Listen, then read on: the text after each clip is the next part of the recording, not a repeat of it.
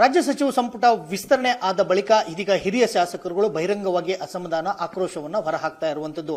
ವಿಶೇಷವಾಗಿ ಈಗಾಗಲೇ ಯಶವಂತರಾಯಗೌಡ ಪಾಟೀಲ್ ಅವರು ಸಹ ತಮ್ಮ ಶಾಸಕ ಸ್ಥಾನಕ್ಕೆ ರಾಜೀನಾಮೆಯನ್ನು ಕೊಟ್ಟಿದ್ದಾರೆ. ಇನ್ನೂ ಹಲವು ಹಿರಿಯ ಶಾಸಕರು ಅಂದ್ರೆ ಸುಮಾರು 20ಕ್ಕೂ ಹೆಚ್ಚು ಹಿರಿಯ ಶಾಸಕರುಗಳು ಅಸಮಾಧಾನಗೊಂಡಿರುವಂತದ್ದು.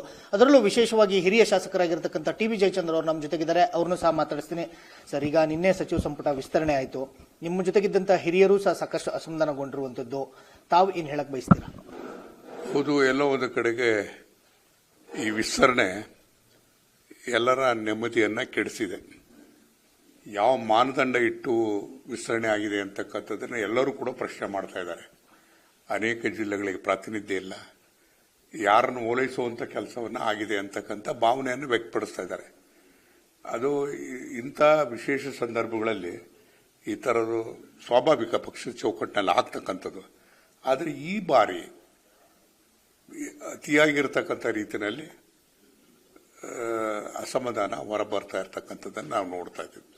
ನಿನ್ನೆನೂ ಸಹ ತಾವು ಅಸಮಾಧಾನವನ್ನು ಹೊರಹಾಕಿದ್ರಿ. ತಾವು ಅಸಮಾಧಾನವನ್ನು ಹೊರಹಾಕಿದ ಬಳಿಕ ತಮ್ಮನ್ನ ಇದೀಗ ಹಂಗಾಮಿ ಸ್ಪೀಕರ್ ಆಗಿ ನೇಮಕ ಮಾಡಿರುವಂತದ್ದು, ಏನ್ ಹೇಳ್ತೀರಿ? ನಾನು ಆ ಪ್ರಸ್ತಾವನೆ ಬಂದಾಗ ನಾನು ಬೇಡ ಅಂತಲೇ ಹೇಳಿದ್ದೆ. ಆದರೆ ಬೆಳಿಗ್ಗೆ ನೋಟಿಫಿಕೇಶನ್ ನೋಡಿದಾಗಲೇ, ನನಗೆ ಪೇಪರ್ ನೋಡಿದಾಗಲೇ ನನಗೆ ಗೊತ್ತಾಗಿರೋದು. ಆದರೂ ಕೂಡ ಶಾಸಕರೆಲ್ಲರೂ ಕೂಡ ಅದನ್ನ ಒಪ್ಪಬಾರದು ಅಂತಕ್ಕಂಥ ಮಾತನ್ನು ಹೇಳ್ತಿದ್ದಾರೆ. ಇದು ಸಾಂವಿಧಾನಿಕ ಜವಾಬ್ದಾರಿಕೆ ಆಗಿರೋದ್ರಿಂದ ನಾನೇನ್ ಮಾಡಬೇಕು ಅನ್ನೋದ್ರ ಬಗ್ಗೆ ಹಿರಿಯ ಶಾಸಕರ ಜೊತೆ ಕೂತು ಚರ್ಚೆ ಮಾಡ್ತೇನೆ. ಅಂದ್ರೆ ಆ ಕುರಿತಂತೆ ಈಗಾಗಲೇ ತಾವು ವಿಧಾನಸಭೆ ಕಾರ್ಯದರ್ಶಿಗೆ ಮಾಹಿತಿಯನ್ನು ಕೊಟ್ಟಿದ್ದೀರಿ ಅನ್ನೋ ಮಾತು ಕೇಳಿ ಬರ್ತಾ ಇರುವಂತದ್ದು. ತಾವು ಆ ಸ್ಥಾನವನ್ನು ಸ್ವೀಕರಿಸ್ತಿರೋ ಇಲ್ವೋ? ಯಾಕಂತಂದ್ರೆ ತಾವು ಹಿಂದೆ ಸಚಿವರಾಗಿದ್ದಂಥವ್ರು, ಸ್ಪೀಕರ್ ಆಗಿದ್ದಂಥವ್ರು. ನನಗೆ ತಾನು ಅದನ್ನ ಮಾನಸಿಕವಾಗಿ ಒಪ್ಪಿಗೆ ಇಲ್ಲ. ಆದಾಗ್ಯೂ ಕೂಡ ಅನಿವಾರ್ಯ ಕಾರಣಗಳಲ್ಲಿ ನಾನು ಏನು ತೀರ್ಮಾನ ಮಾಡಬೇಕಾಗುತ್ತೆ ಅಂತಕ್ಕಂಥದ್ದನ್ನ ನಾನು ಹಿರಿಯ ಶಾಸಕರ ಜೊತೆಗಳು ಏನು ನನ್ನ ಸಂಪರ್ಕದಲ್ಲಿದ್ದಾರೆ ಅವ್ರ ಜೊತೆ ಕೂತು ಚರ್ಚೆ ಮಾಡಬೇಕಾಗ್ತದೆ. ಎಷ್ಟು ಶಾಸಕರುಗಳು ಸರ್? ಯಾರೆಲ್ಲ ಶಾಸಕರುಗಳು ತಮ್ಮ ಜೊತೆಗೆ ಸಂಪರ್ಕದಲ್ಲಿದ್ದಾರೆ? ಅದನ್ನ ಹೇಳಕ್ಕಾಗ್ತದೆ. ಇದ್ದಾರೆ, ಬಹಳಷ್ಟು ಜನ ಶಾಸಕರಿದ್ದಾರೆ. ಎಷ್ಟು ಸರ್? ನನ್ನ ಸಂಖ್ಯೆ ಒಂದು 20 ಜನಕ್ಕಿದ್ದಾರೆ. ಹೆಚ್ಚು ಸರ್. 20ಕ್ಕೂ ಹೆಚ್ಚು ಶಾಸಕರುಗಳು ಅಸಮಾಧಾನಗೊಂಡಿದ್ದೀರಿ ಅಂತೀರಾ? ಸಂಪುಟದಲ್ಲಿ ಹಿರಿಯರು ಇರಬೇಕು, ಅನುಭವಿಗಳು ಇರಬೇಕು ಅಂತೀರಾ? ಇಷ್ಟೊಂದು ಹಿರಿತನಕ್ಕೆ ಯಾಕೆ ಬೆಲೆ ಕೊಡಲಿಲ್ಲ ಅಂತ? ಅದು ನಾನೇನು ಹೇಳಕ್ಕಾಗಲ್ಲ. ನಿರ್ಧಾರ ಮಾಡಿರ್ತಕ್ಕಂಥದ್ದು ಪಕ್ಷದ ವರಿಷ್ಠರು. ಅದನ್ನು ನಾವು ಯಾವ ರೀತಿಯ ಪ್ರಶ್ನೆ ಮಾಡೋಕ್ಕಾಗುತ್ತೆ? ಅದನ್ನ ಕೂತು ಮಾತನಾಡಿದಾಗಲೇ ಸತ್ಯಾಂಶ ಗೊತ್ತಾಗ್ತಕ್ಕಂಥದ್ದು. ಈಗ ಕೆಲವು ಶಾಸಕರುಗಳು ಬಹಿರಂಗವಾಗಿ ರಾಜೀನಾಮೆಯನ್ನ ಕೊಡಲಿಕ್ಕೆ ಮುಂದಾಗ್ತಾ ಇರುವಂತದ್ದು. ಅವರಿಗೆ ಸಿಎಂ ಡಿ.ಕೆ. ಶಿವಕುಮಾರ್ ಅವರು ಖಡಕ್ಕಾಗಿ ಎಚ್ಚರಿಕೆಯನ್ನು ಕೊಡೋದ್ರ ಜೊತೆಗೂ ಸಹ ನೀವು ರಾಜೀನಾಮೆಯನ್ನು ಕೊಟ್ರೆ I am going to accept, ಕೇವಲ 5 ನಿಮಿಷದಲ್ಲಿ ನಿಮ್ಮ ರಾಜೀನಾಮೆಯನ್ನ ಸ್ವೀಕಾರ ಮಾಡ್ತೀವಿ ಅಂತ ಹೇಳ್ತಾ ಇರುವಂತದ್ದು.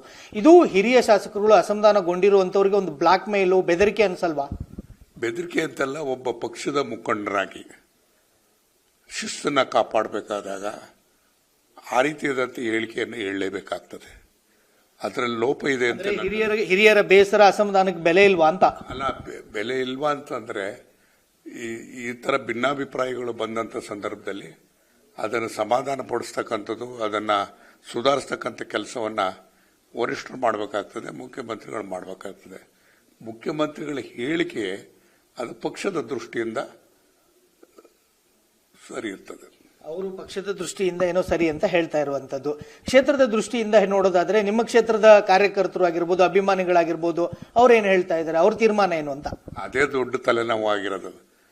ನನಗೆ ಈ ಕ್ಷೇತ್ರದ ಮುಖಂಡರುಗಳು, ಸಮಾಜದ ಮುಖಂಡರುಗಳು, ಮತದಾರರು ಯಾರೂ ಕೂಡ ನಾನು ಮುಂದುವರಿ ಅಂತ ಹೇಳ್ತಾ ಇಲ್ಲ. ನೀವು ಬಿಟ್ಟು ಹೊರಗಡೆ ಬನ್ನಿ ಅಂತ ಒಂದೇ ಕಂಡೀಷನ್ ಹಾಕ್ತಾ ಇದ್ದಾರೆ. ನೋಡೋಣ ಏನ್ ಮಾಡೋದು. ಯಾವ ಸ್ಥಾನವನ್ನು ಬಿಟ್ಟು ಬನ್ನಿ ಅಂತ ದೆಹಲಿ ಪ್ರತಿನಿಧಿಗೂ ಬಿಡು ಅಂತಿದಾರ ಅಥವಾ ಶಾಸಕ ಸ್ಥಾನಕ್ಕೆ ರಾಜೀನಾಮೆ ಕೊಡು ಅಂತಿದ್ದಾರೆ ಸರ್? ಅವರು ಎಲ್ಲದೂ ಬಿಟ್ಟು ಬನ್ನಿ ಅಂತ ಹೇಳ್ತಿದ್ದಾರೆ. ನೋಡೋಣ ಏನೇನಾಗ್ತದೆ. ಅಂದ್ರೆ ಕಾಂಗ್ರೆಸ್ ಪಕ್ಷದ ಸಹವಾಸನೆ ಬೇಡ ಅಂತ ಹೇಳ್ತಾ ಇದ್ದಾರೋ ಹೇಗೆ ಅಂತ? ಅಲ್ಲ, ಅವರು ಅಸಮಾಧಾನ ಆಗಿದೆ. ಅವರ ನಿರೀಕ್ಷೆಗಳು ಬಹಳಷ್ಟಿತ್ತು. ನನ್ನ ಕ್ಷೇತ್ರದಲ್ಲಿ ಏನಿತ್ತು ಅಂದ್ರೆ ಕಂಡ ದೇವರುಗಳೆಲ್ಲ ಕೈ ಮುಗಿದಿದ್ರು. ಕಂಡ ದೇವರುಗಳೆಲ್ಲ ಕೈ ಮುಗಿದಿದ್ರು, ಪೂಜೆಗಳು ಮಾಡಿದ್ರು, ನಿರಂತರವಾಗಿ ಮಾಡ್ಕೊಂಡು ಬಂದಿದ್ರು. ಸ್ವಾಭಾವಿಕವಾಗಿ ಅವ್ರಿಗೆ ಆಘಾತ ಆಗಿದೆ. ಆಘಾತದ ಹಿನ್ನೆಲೆಯಲ್ಲಿ ಆ ರೀತಿಯ ಭಾವನೆಯನ್ನು ವ್ಯಕ್ತಪಡಿಸ್ತಾರೆ. ಅವರ ನಿರೀಕ್ಷೆಗಳೇನಿತ್ತು, ನಮ್ಮ ಕ್ಷೇತ್ರ ಬರ, ನೀರಾವರಿ ಕ್ಷೇತ್ರದಲ್ಲಿ ಸ್ವಲ್ಪ ಅಭಿವೃದ್ಧಿ ಆಗಿತ್ತು, ಏನಾದರೂ ಅವರು ಅಧಿಕಾರದಲ್ಲಿದ್ದರೆ ಹೆಚ್ಚು ಸಹಾಯ ಆಗ್ತಿತ್ತು ಅಂತಕ್ಕಂಥ ಭಾವನೆ ಅವರದಾಗಿದೆ. ಆ ಹಿನ್ನೆಲೆಯಲ್ಲಿ ಅದನ್ನು ವ್ಯಕ್ತಪಡಿಸ್ತಾರೆ.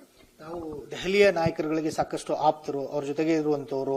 ಈ ಎಲ್ಲ ಬೆಳವಣಿಗೆಗಳ ಆದ ಬಳಿಕ, ಹಿರಿಯ ಶಾಸಕರುಗಳ ಅಸಮಾಧಾನ ಬಹಿರಂಗ ಆದ ಬಳಿಕ ಹೈಕಮಾಂಡ್ ನಾಯಕರುಗಳ ಯಾರಾದ್ರೂ ತಮ್ಮನ್ನ ಸಂಪರ್ಕ ಮಾಡಿದ್ರ, ಏನಾದ್ರೂ ಚರ್ಚೆ ಮಾಡಿದ್ರ? ಯಾಕಂತಂದ್ರೆ ನಿನ್ನೆ ಯಶವಂತರಾಯಗೌಡ ಪಾಟೀಲ್ ಅವ್ರನ್ನ ಸುರ್ಜೇವಾಲಾ ಅವರು ಭೇಟಿಯಾಗಿ ಮನವೊಲಿಸುವಂತ ಪ್ರಯತ್ನಗಳನ್ನ ಮಾಡ್ತಾ ಇದ್ದಾರೆ. ತಮ್ಮನ್ನ ಯಾರು ಸಂಪರ್ಕ ಮಾಡಿ ಏನ್ ನಡೀತಾ ಇದೆ ಅನ್ನೋದನ್ನಾದ್ರೂ ಕೇಳಿದ್ರ ಅಂತ? ನಾನು ಮಂತ್ರಿಗಿರಿ ಲಾಬಿನೂ ಮಾಡ್ತಾನಲ್ಲ, ಮಂತ್ರಿಗಿರಿ ಬೇಕು ಅಂತೇಳಿ ವ್ಯಕ್ತಪಡಿಸ್ತಾನೂ ಅಲ್ಲ, ಇಲ್ಲಿವರೆಗಾಗಿ ನನ್ನನ್ನು ಯಾರೂ ಸಂಪರ್ಕನೂ ಕೂಡ ಮಾಡಿಲ್ಲ. ತಾವೇನಾದ್ರೂ ಹೈಕಮಾಂಡ್ ನಾಯಕರುಗಳಿಗೆ ಹಿರಿಯ ಶಾಸಕರ ಮನದಾಳದ ಮಾತನ್ನ ತಿಳಿಸುವ ಪ್ರಯತ್ನ ಮಾಡ್ತೀರಾ? ನೋಡೋಣ, ನಾವು ಸೇರ್ಬೇಕು ಅಂತಿದ್ದೀವಿ, ಕೂತು ಚರ್ಚೆ ಮಾಡೋ ಅಂತ ಪ್ರಯತ್ನ ಮಾಡ್ತೀವಿ. ಇವತ್ತೇ ಸೇರ್ತೀರಾ ಹೇಗೆ ಅಂತ? ಇವತ್ತು ಸೇರ್ಬೇಕು ಅಂತೇಳಿ ಕೆಲವರೆಲ್ಲರೂ ಅಭಿಪ್ರಾಯ ವ್ಯಕ್ತಪಡಿಸಿದ್ದಾರೆ. ನೋಡೋಣ ಏನಾಗ್ತದೆ. ಇದಿಷ್ಟು ಹಿರಿಯ ಶಾಸಕರಾಗಿರ್ತಕ್ಕಂಥ ಟಿ.ಬಿ. ಜಯಚಂದ್ರ ಅವರ ಮಾತುಗಳು. ಹಿರಿಯ ಶಾಸಕರುಗಳಿಗೆ ಅಸಮಾಧಾನ, ಬೇಸರ ಆಗಿದ್ದಂತೂ ಸತ್ಯ. ಈ ಎಲ್ಲ ವಿಚಾರಗಳ ಬಗ್ಗೆ ಹೈಕಮಾಂಡ್ ನಾಯಕರುಗಳು ಗಮನ ಹರಿಸಬೇಕು ಅನ್ನೋ ಒಂದು ಮಾತನ್ನ ಹೇಳ್ತಾ ಇರುವಂತದ್ದು. ಕ್ಯಾಮರಾಮನ್ ಅಜಯ್ ಜೊತೆ ವೀರೇಶ್ ದಾನಿ, guarantee news, Bengaluru. Guarantee news, ಸುದ್ದಿ ಖಚಿತ, ನ್ಯಾಯ ನಿಶ್ಚಿತ.